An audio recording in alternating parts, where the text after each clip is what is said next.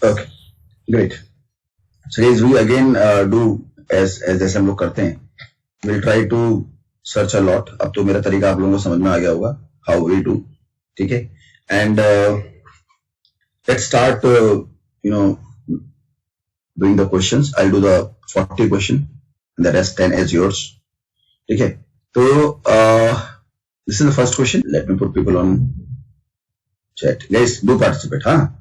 So which of the following is a direct tax? So direct tax is a tax that is levied directly on the person or a company. ठीक है? तो whenever you work for a company, that is the income tax, the corporate tax are the direct taxes that has been levied directly on the company. ठीक है? So out of these four, which one is a direct tax? Harshita, right? This is corporate tax. ठीक है? Great. Next question. So, what is known as minimum alternative tax? This is also known as MAT. Guys, quickly search what is MAT for this year. MAT कितना है? Check करो. It is minimum alternative tax. यानी this has been levied by the government on people as well as on companies, and they said they will charge minimum of this amount. Quickly check करो MAT कितना है? Is it coming 15.5? What was earlier and from what point they have reduced? Everyone. So this is a kind of a direct taxation. ये भी direct taxation है. Is it 15.5 or 15? 15. It is not 15.5. Got it? ठीक है.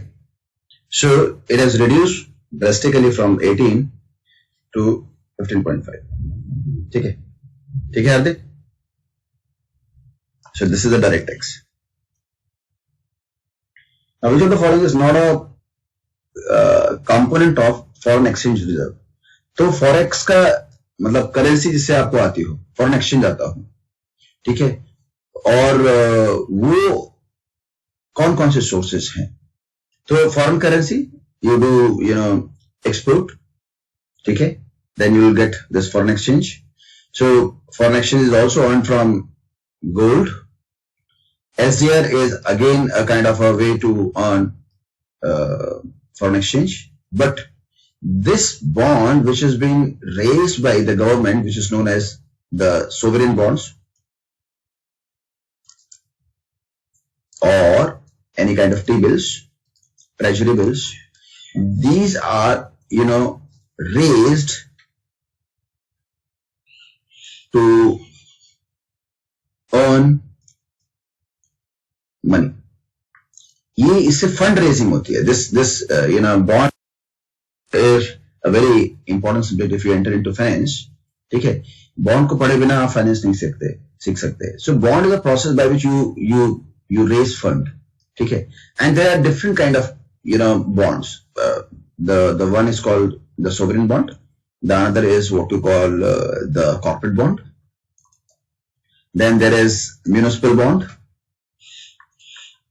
Munis कहते हैं उसको, munis bond.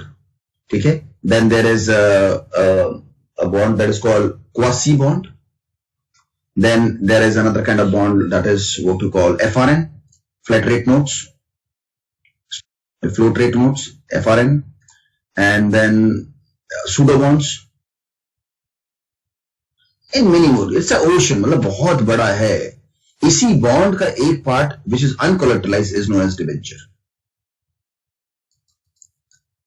Got it? तो purpose क्या है? फंड रेज करना. ठीक है? Okay. A very elementary question. Which of the following is not a part of production? Guys, quickly everyone. ठीक है? Land, labor, capital is a part of production, not interest rate. ठीक है? So guys, we know that government expenditure minus taxes, सरकार खर्चा करती है और वसूलती टैक्सेस से है और receipts. ठीक है? And if this expenditure is more than taxes, we say this is called fiscal deficit. Isn't it guys? इसको fiscal deficit कहते हैं. And guys, what is if we subtract interest from that? Just search. What if we subtract interest from fiscal deficit? What that deficit is known as? If you subtract interest from fiscal deficit, what kind of deficit is that deficit? Yes, Shristi, you are right. It is called primary deficit. ठीक है? Okay, and आपको पता है India की problem क्या है? India की problem is that it is in stagflation. We already studied this. It is in stagflation. We are in stagflation where there is a problem between inflation and unemployment. तो कितनी बुरी तरह से फंस गए हम, फंस गए स्टैगफ्लेशन में। कैसे फंस गए? अनएम्प्लॉयमेंट है, इट मींस अगर अनएम्प्लॉयमेंट को ठीक करना है तो आपको एम्प्लॉय करना पड़ेगा।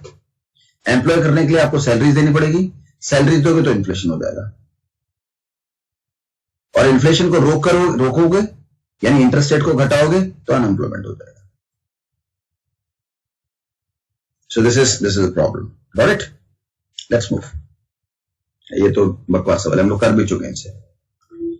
M0, M1, M2, M3, these are the part of. Good. Quickly, guys, everyone, I need Aman. ठीक है भाई, पार्टिसिपेट करो, नहीं करोगे तो मजा नहीं आएगा। Now, the question. The investment. पहला word. How investment is different from saving, guys? Investment is always accounted with return. याद रख लो, not saving. Investment return से account होता है. So the invested in a project that lack any constraint imposed by the prior work, or in a project to be constructed on the land, whereas there is no need to remodel or demolish. मतलब क्या कह रहे हो? आप किसी building को नहीं तोड़ रहे हो. You are not breaking any building. You are creating a project from scratch. ठीक है? ऐसे प्रोजेक्ट को जब आप किसी बिल्डिंग को, किसी ओपन प्रोजेक्ट को बनाते हो, that kind of project is known as greenfield project. But जहां पर आप डेमोलिश करके बनाते हो, these are known as brownfield projects या brownfield investment. Which of the following is the maximum labor intensive industry of India? पहली बात तो देखो, आपके मन में ना दो सवाल आ रहा होगा। पहले सवाल आ रहा होगा कि should I put jute or should I put cotton, because these are eliminated. ये तो है ही नहीं। तो इंडिया के अंदर कॉटन ज्यादा प्रोड्यूस होता है, जूट ज्यादा प्रोड्यूस होता है। ठीक है? तो इंडिया की मैक्सिमम लेबर इंटेंसिव इंडस्ट्रीज कौन सी है? ठीक है? तो कई बार क्वेश्चन को ना एलिमिनेट करना पड़ता है भाई। ठीक है ना? Indian economy can be best describe as, is it a capitalistic, socialist or mixed? The right answer is that it is known as market based, which is known as mixed. So Indian economy from 1991 onwards it became market based. ठीक है? और हम लोगों ने इसको float कर दिया था, फ्लोट बेस्ड कर दिया था. So this is mixed, you are right. ठीक है? Now बड़े एलिमेंट्री सवाल आ रहे हैं. Which of the following is not a tertiary activity? Tertiary तीन तरह की एक्टिविटी होती है, primary, secondary and tertiary. You know that primary is related to all agriculture, mining and all that. Secondary is related to all all manufacturing industries, and tertiary it is related to all servicing. So mining, you're right, all are right. And please don't give me direct message. Open करो यार. ठीक है? Next one. ओहो, फिर आसान सवाल.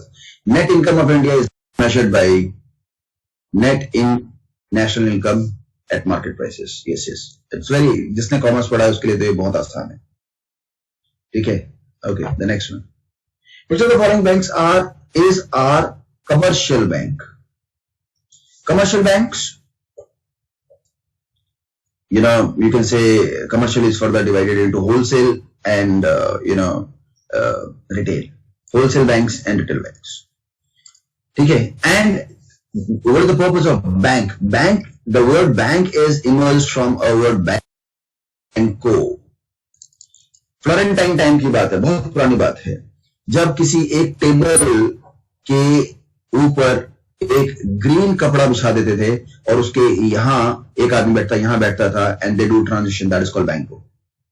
ठीक है, and bank work like intermediatory, ठीक है, बैंक का काम इंटरमीडिएट है। उसके अंदर wholesale bank, it means the main purpose of bank is CASA, that is called current account and the saving account, and what they do, the main purpose of banking is to give loans by the process of money multiplier.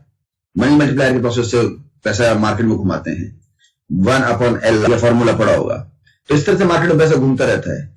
Now इन्हीं के बाद में एक bank होती है, इसको हम कहते हैं शैडो बैंक। शैडो बैंक जो होते हैं जिनको आप इन्वेस्टमेंट बैंक भी कहते हैं, ठीक है ना। अगर आप बैंकिंग सिस्टम को समझोगे तो इंडिया की जो बैंकिंग सिस्टम है, it was started in 1935, that is 35, मतलब मैं बड़े पार्ट में बोल रहा हूं, which is known as RBI. नहीं तो सबसे oldest bank is called old commercial bank, ठीक है। And then 1935 1st April RBI was formed, and then it was nationalised under the act of 1934। और फिर बैंक का नेशनलाइजेशन होना स्टार्ट हुआ in two part, 1969 and 1980। So early there was 19 banks that were nationalised. 1955 में एक bank थी, इसका नाम था एसबीआई, जिसको 1921 में इंपीरियल बैंक में कन्वर्ट किया गया था बाय कंबाइनिंग 3 प्रेसिडेंसीज, यानी 3 presidency, that is called Calcutta, Madras and Bombay, इनको कंबाइन करके इंपीरियल बैंक बनाया। और एक कमेटी थी जिसका नाम था गोरेवाला, जिसने इसको एसबीआई में कन्वर्ट किया। नाउ अब आते हैं क्वेश्चन के ऊपर, विच of the following is the commercial. तो ऑब्वियसली फॉरेन बैंक्स तो हैं, ठीक है, and the regional rural banks. Why not cooperative bank? Commercial bank क्यों नहीं थी? कोऑपरेटिव बैंक कैसे बनाई जाती है? मान लो फॉर एग्जांपल कोई कोऑपरेटिव सोसाइटी बनती है या कोऑपरेटिव बैंक बनती है, तो वो स्टेट के लिए बनती है। फॉर एग्जांपल आप यूपी के लिए बना रहे हो, तो यूपी में कौन सी बैंक, सपोज यूपी के अंदर एक बैंक है, दैट इज लेट अस से धनलक्ष्मी बैंक है, ऐसी कोई बैंक नहीं है, लेकिन मान लीजिए सपोज एक बैंक है जिसका नाम है धनलक्ष्मी बैंक, ये अपनी कोऑपरेटिव सोसाइटी बनाना चाहती है, तो धनलक्ष्मी बैंक जो है वो अपना 50% पैसा लगाएगी और 50% गवर्नमेंट लगाएगी, and from that the cooperative bank is been created, ठीक है। So it is state cooperative bank is not a commercial bank, ठीक है। कमर्शियल बैंक का मतलब होता है जो कि लोन दे और इस तरह काम में हेविली इन्वॉल्व हो जाए, ये स्टेट ड्रिवन होती है, ठीक है। Okay, special economic zone act, SEZ कहते हैं इसको, was enacted in which of the following year. ये आप मुझे ढूंढ के बताओ कि एसईजेड का काम क्या होता है और ये कहां बनती है। अगर आप देखेंगे तो आपको ये लगेगा कि इंडिया में जितनी स्टेट के बॉर्डर्स हैं, स्टेट बॉर्डर्स, वहां पर ऐसी स्पेशल इकोनॉमिक जोन बनाई जाती है। जैसे फॉर एग्जांपल अगर कोई दिल्ली में रहता है, तो दिल्ली और यूपी का border, that is called Noida, तो नोएडा में आपका एसईजेड का ऑफिस है। मतलब क्या होता है कि एक स्टेट से दूसरे स्टेट के अंदर आप बेनिफिट दिया जाता है आपको टू डू ट्रेड, तो यहां पर एसईजेड फॉर्म की जाती है। एसईजेड फॉर्म करने का पर्पज होता है कि ट्रेड आपकी क्या हो जाए, इजी वे में होना स्टार्ट हो जाए, वहां पर बेनिफिट्स बहुत होते हैं, ठीक है, इंडस्ट्रियलिस्ट को। सो वो that is called special economic zone act. Now what is the answer guys? अच्छा, पर करता है धनलक्ष्मी बैंक, ग्रेट, पता नहीं, मैं तो ऐसे बोल दिया था, ठीक है, गुड यार, गुड, ठीक है, गुड है। कहां पर है Dhanlaxmi bank? Is it a nationalised bank? अच्छा, is it a private bank? Okay, ठीक है यार, होगा, ठीक है, ग्रेट। ना कुंदनकुलम पावर प्लांट, ये कौन से पावर प्लांट की बात कर रहे हैं गाइस?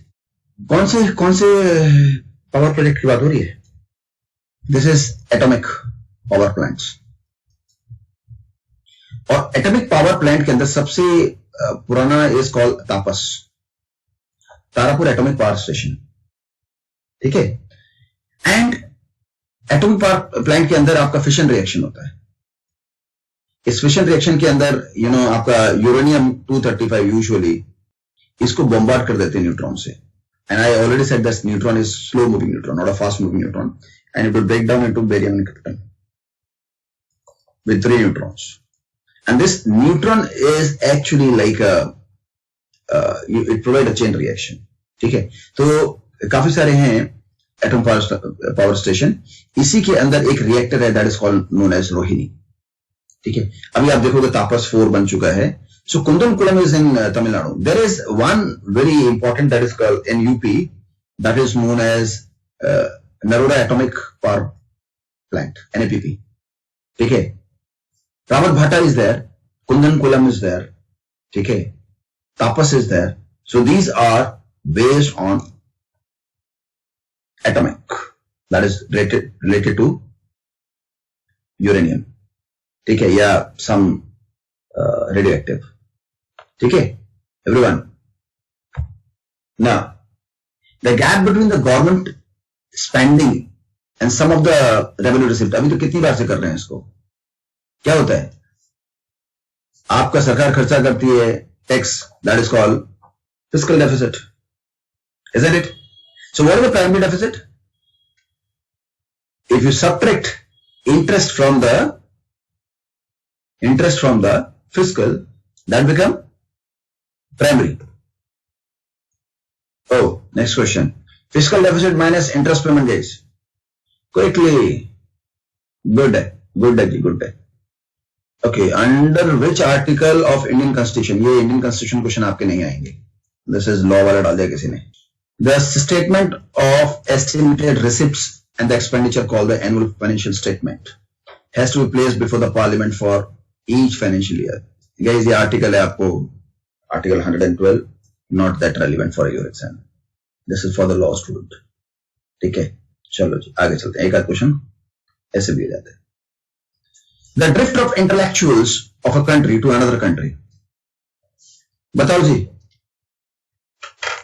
मतलब बच्चे पढ़ रहे हैं यहां पर और पढ़ते पढ़ रहे हैं आईआईटी के अंदर और सेवा दे रहे हैं अमेरिका को. तो क्या हो रहा है कि यहां पर जो खर्चा हो रहा है उनके ऊपर, पूरा जो आपका टीम बन रही है, जो काम कर रही है, उनको एम्प्लॉय कर रहा है इंटरनेशनल. इट मींस हमारा जो ब्रेन है वो क्या हो रहा है, यहां से ड्रेन हो रहा है. That is called brain drain. ठीक है, that is called brain drain. But क्या करें, अपॉर्चुनिटीज अच्छी नहीं मिलती तो लोग जाते हैं. Which of the following market deals with the short term? So guys, you already studied that there are two kinds of market that exist in system. One is called the money market. Another is called the capital market. So capital market is a combination of equity plus debt, and money market is something which is less than 1 year. So the classical example for 1 year, less than 1 year, is called repo, then call money, then T-bills, commercial papers, and certificate of deposits, and so on. So anything which is less than 1 year is money market. Anything which is more than 1 year is known as capital market. So this is money market. Okay, the Competition Commission of India, guys, very good question, very good question. Replaced which of the following act? guys, मेरा सवाल ये नहीं है, ये तो बहुत easy है. सवाल ये है कि कंपटीशन कमीशन ऑफ इंडिया है क्या? ये कंपटीशन कमीशन ऑफ इंडिया ये वही है दोस्तों जो कि बड़े बड़े इंडिया के एग्जाम्स कराता है, जैसे यूपीएससी के एग्जामिनेशन है या और एग्जामिनेशन है. That is called competition commission of India. ठीक है, वो आपका, ठीक है, monopolies and restrictive trade practices act 1969 ये उससे रिलेट करता है. ठीक है, okay, good question. Money that has tendency to migrate towards more profit oriented places is called, this is hot money. Now my question is that what is soft money and hard money? What is the difference between soft and hard? Give me an example. Let's take an example of BJP. And BJP का leader हो गया मोदी. ठीक है, अगर आप सीधे पैसा मोदी के अकाउंट में डाल दो, that is called soft money. If you put the money in the party, that is what we call your hard money. Got it? Soft money and hard money. So soft money is related to a person and hard money is related to the party. Okay, a good question. The initial share issue of share released by a company which invites share contribution from the public is called, okay, initial public offer. And what is FPO? FPO क्या होता है? Quickly FPO ढूंढो. एक company है जिसका नाम है ABC limited. I am taking a name ऐसे ही, ठीक है, पता नहीं कंपनी है या नहीं है ना। जब एबीसी लिमिटेड एक कंपनी है which is in primary market. Primary market का मतलब होता है ये अभी स्टॉक मार्केट में लिस्टेड नहीं है। So suppose this ABC company is been listed or want to be listed in secondary market. What is the process? The process is that they take the help of investment bankers, which are known as BRLMs. That is called book runner lead managers. इनकी मदद से ये ABC company क्या होगी, market में list हो जाएगी and then start trading in secondary market or you can say stock market. Now guys what happened, अब पर्पस क्या था, एबीसी ने अपने आप को लिस्ट इसलिए कराया because that company want to raise fund. ठीक है, the purpose is to raise fund. जैसे करे लॉन्चर जब कंपनी बनी थी, जो लिस्टेड कंपनी है, तो वो listed company they raise fund, तो उनको फंडिंग की।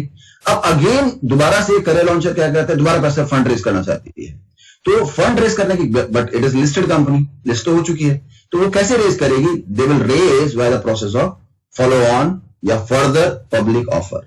ठीक है, दोबारा रेज कर सकते हैं by the follow on.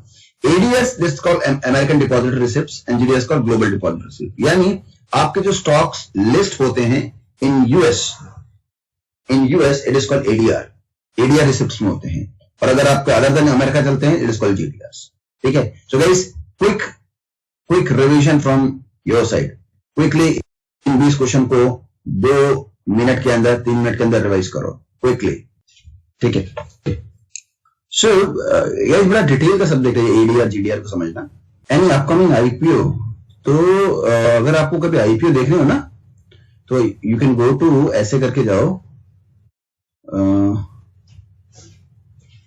You can go to NSE India. इस NSE इंडिया में जाओ और यहां पर है ना, जब you drag down you able to see, यहां पर एक ऑप्शन देखो IPOs लिखा हुआ है, can you see,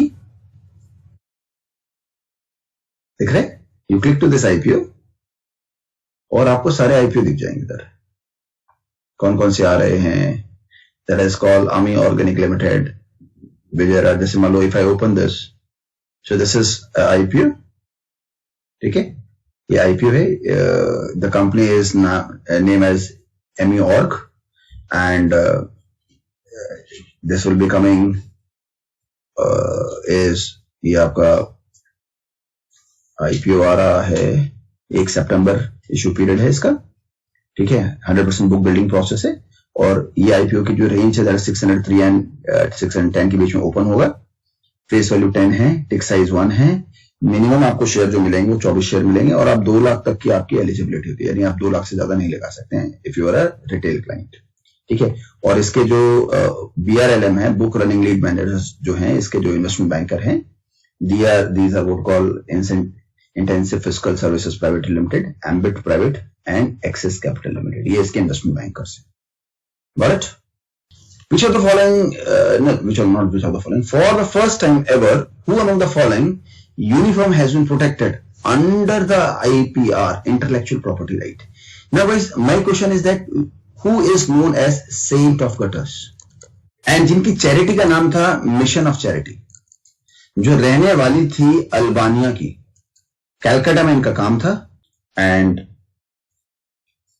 yes, you are right, it's Mother Teresa. तो मदर टेरेसा को आपने देखा होगा व्हाइट कलर के क्लाइन पहने हुए, कपड़े पहने हुए। ठीक है, तो वो उस तरह की उस ड्रेस को वो IPR में रखते हैं, इंटेलेक्चुअल प्रॉपर्टी राइट है। ठीक है, now the next one, the revised year for CPI is called consumer price index. ठीक है, तो guys if you go to again important website, ये ना कुछ ऐसी साइट्स होती हैं जिनके ऊपर आपको सर्च करनी चाहिए, दैट इज कॉल्ड tradingeconomics.com। ठीक है, अगर ट्रेडिंग इकोनॉमिक्स में जाओगे तो ये देखो, ये लाइव मार्केट भी चल रहा है, मार्केट कैसा चल रहा है, इट इज शोइंग किस तरह से मार्केट चल रहा है। ठीक है, and if you go to indicators and go to countries, select India, तो this is a search engine guys. अगर आप देखोगे तो पूरा डिटेल आपको बता रहा होगा क्या क्या चीज है यहाँ पर। So you can see the currency is at 73.04, stock market is trading at this, 10-year bond rate is this, all treasury bills, 30-year government bonds।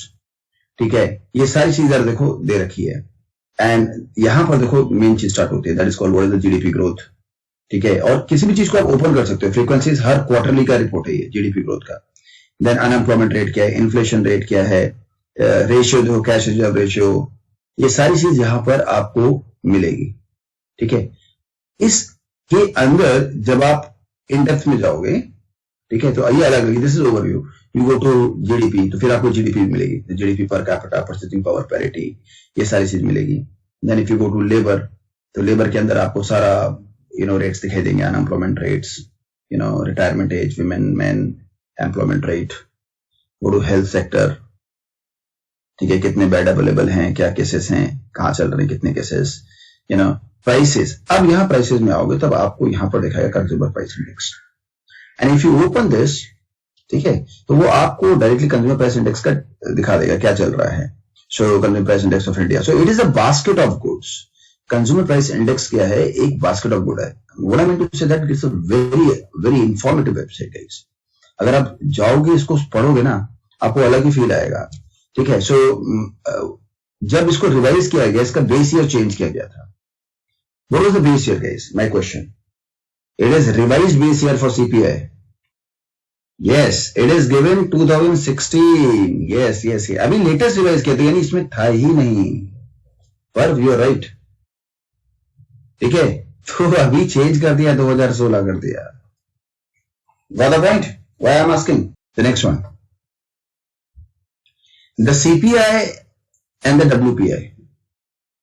ठीक है, पहले इंडिया में WPI चलता था, wholesale price index, are the indices to measure inflation in India.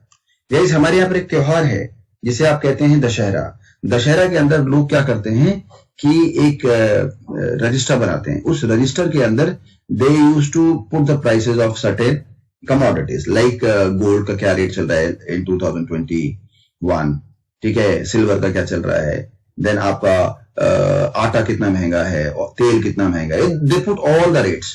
And since आप पिछले कई सालों से करते हैं, 2021 का है तो 2020 में भी आपने बनाया होगा और 2019 में भी बनाया होगा, so on. It means this is the way people try to check कि कितना इन्फ्लेशन आया है मार्केट में। ठीक है, और सेम क्वांटिटी और सेम टाइप का एलिमेंट देखते हैं, मतलब सारे एक जैसी कमोडिटीज को लिखते हैं, तो इसका मतलब this is the basket of good by a layman.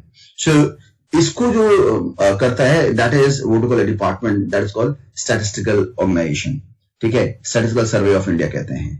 So it is the CSO, Central Statistical Organization, Ministry of Commerce and Industry. Got it? Okay. Now, the first airport in the world to run fully on solar. Okay, that is Cochin Airport. That is Cochin Airport. Nothing is such relevant. The state in which the value of money is falling. कीमत घट रही है रुपए की और चीजें महंगी होती जा रही हैं। This is what state? Yes, it is inflation. It is inflation. बहुत इजी सवाल था। The best indicator of economic development of a country, भाई एट द एंड आप पूरा कंट्री कमाता कितना है divided by the total population, will get per capita income. ठीक है, पर कैपिटा इनकम मिलती है आपको कि एक आदमी की एक साल में कितना कमाई होती है, that is called per capita. तो इंडिया की पर कैपिटा कितना है गाइस? अगेन ट्रेडिंग इकोनॉमिक्स में जाओ, वहां पर वो पर कैपिटा इनकम दिखाई देगी। It is in dollar, 1800 and something dollar की है per capita, very low India की। ठीक है, now which of the following sector is considered as a primary sector? Guys, आंख बंद करके आंसर, आंख बंद करके। प्राइमरी सेक्टर, क्विकली, सोचने की जरूरत भी नहीं है। Now which of the following sector contribute maximum in the Indian economy? ये सोचने की जरूरत नहीं, quickly give me the answer. सबसे ज्यादा परसेंटेज में कौन देता है? Is it primary or it is services? It is always services, always Aman, always services dear. Primary कम देता है, प्राइमरी से ज्यादा सेकेंडरी देता है, सेकेंडरी से ज्यादा टर्शियरी देता है, and tertiary sector is related to services. Got the point? Aman? ठीक है? Next one. Karnataka is the largest coffee producer state in India. Its national production is approximately 70 to 71%. सबसे ज्यादा प्रोड्यूस होती है. मेरा सवाल यह है कि कौन सी कॉफी प्रोड्यूस होती है वहां पर, उस कॉफी का नाम क्या है? It started with alphabet R. It is Robusta. ठीक है, good. It is Robusta. ठीक है, good. Okay. The most reliable share on the stock exchange. Reliable का मतलब होता है these companies are those companies which never fail. They never fail. Because the size of this company, it means the market capitalization. Anybody knows what is market capitalization? किसी को पता है market capitalization क्या होती है and how it is different from enterprise value? Market capitalization और enterprise value में difference क्या होता है? Market capitalization is किसी भी company, let us take about Reliance. तो Reliance का market capitalization क्या होगा? It is the share price of one company, share price of one share price of Reliance, one share, multiplied by the total number of shares the company had. That is called the outstanding shares. That is what we call market capitalization. And how it is different from enterprise value? So enterprise value is actual value. It is enterprise value. It is none but your market capitalization minus the cash plus debt. Okay. So this is blue chip companies. Absolutely right. Okay, the next one. The Nobel Peace Prize 2020 was awarded to World Food Program. Okay. Okay, which of the following is not a part of Human Development Index? ये एक index है, HDI. ठीक है, इसके अंदर क्या चीज नहीं होगी guys? Obviously, Human Development Index में ह्यूमन राइट्स नहीं होगी. हाँ, एलिमेंट्री है. Name the country that generates all electricity under renewable source. Iceland. Okay? Last 5 questions. The status in which labor power is ready to work on the current rate but does not get work. मतलब market में इतना unemployment है, that is called compulsory unemployment. And I last class के अंदर मैंने आपको सारे unemployment बताए थे, कैसे कौन से अनएम्प्लॉयमेंट होते हैं, what is voluntary and what is seasonal and all that. ठीक है. The Indian Post Bank IPPB along with the Department of Post launched digital payment application. हर कोई digital application लेकर के आ रहा है. ठीक है, to facilitate easy digital transaction on other banking services.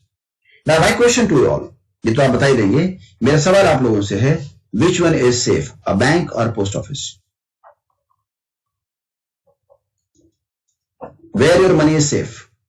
Yes, it is 100% safe.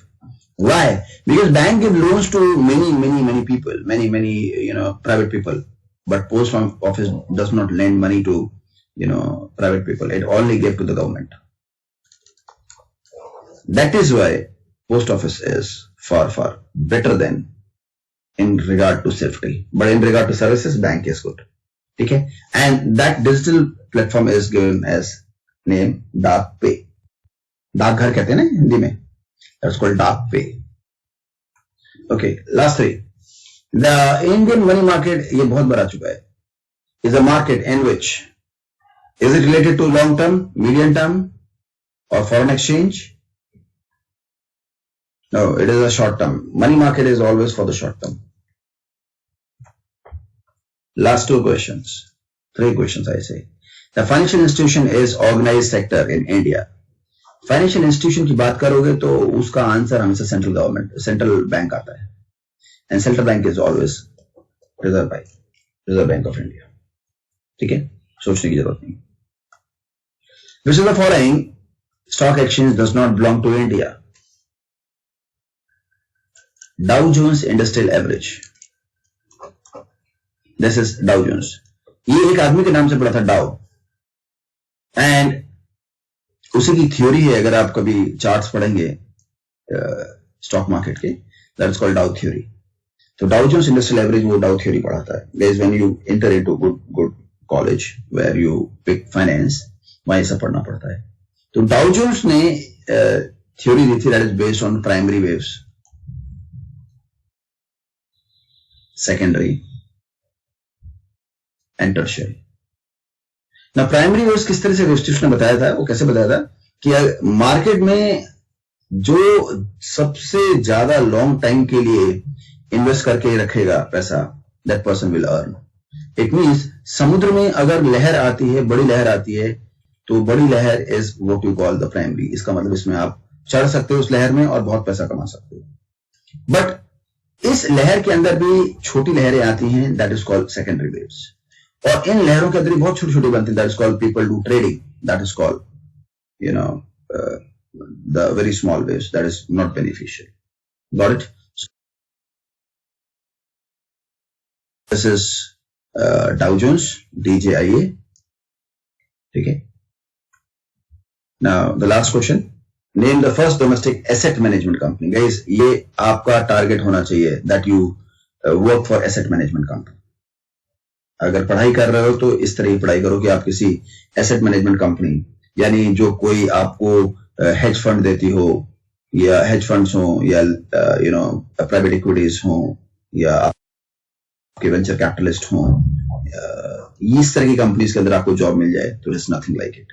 ठीक है, तो ये जो कंपनीज होती हैं, इनका एक प्रोसेस होता है, that's called 220। When you study finance तो आपको समझ में आएगा कि 220 प्रोसेस क्या होता है। 220 प्रोसेस का मतलब होता है कि जब भी ये किसी को लोन देती हैं, सपोज दे गिव लोन, तो उस लोन का 2% वो चार्ज करते हैं एवरी ईयर। ये बहुत इंपॉर्टेंट है इन्वेस्टमेंट बैंकिंग के अंदर। 2% चार्ज करती हैं अगर उन्होंने इतना लोन दिया है। ठीक है, और मान लो ये कंपनी जिसने लोन लिया है ये प्रॉफिट प्रोड्यूस करती है, सपोज उसने ये प्रॉफिट किया तो इसका 20% भी ले लेगी। That is why investment bank work. So this is the first domestic asset management company which signed up with the principle of responsible investment supported by the United nation. That is called Kotak Mahindra Asset Management Company. ठीक है, Kotak Mahindra Asset Management Company.